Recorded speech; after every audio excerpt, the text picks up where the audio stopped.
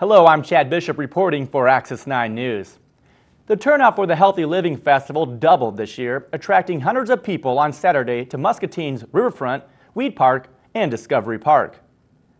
The second annual festival started with a vision to promote local trails and turned into a day filled with activities encouraging exercise, safety, healthy cooking, and having fun in Muscatine.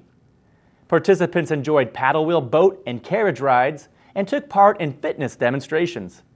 A scavenger hunt, golf cart rides from the riverfront to Weed Park, and fishing at Discovery Pond provided additional entertainment.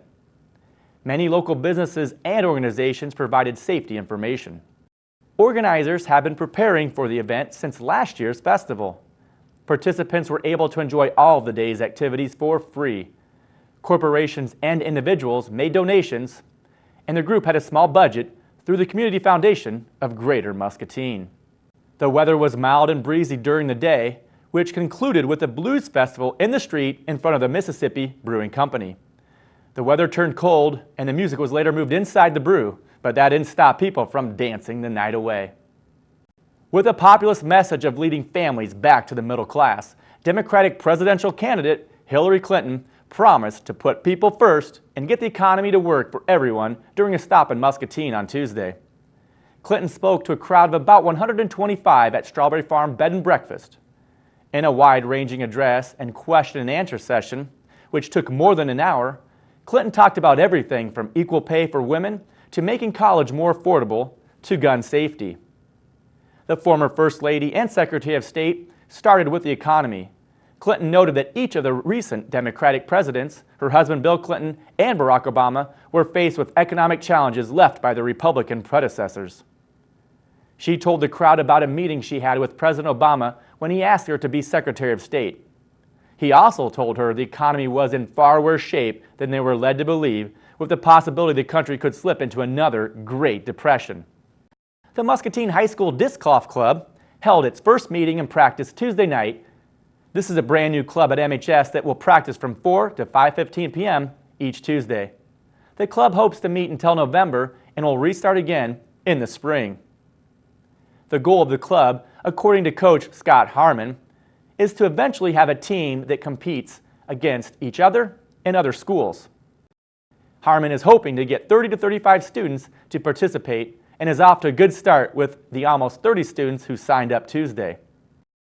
The club will be sponsored by Educational Disc Golf Experience, a national nonprofit organization that promotes the sport on behalf of the Iowa Disc Golf Tour. The students have already been learning disc golf during their PE classes.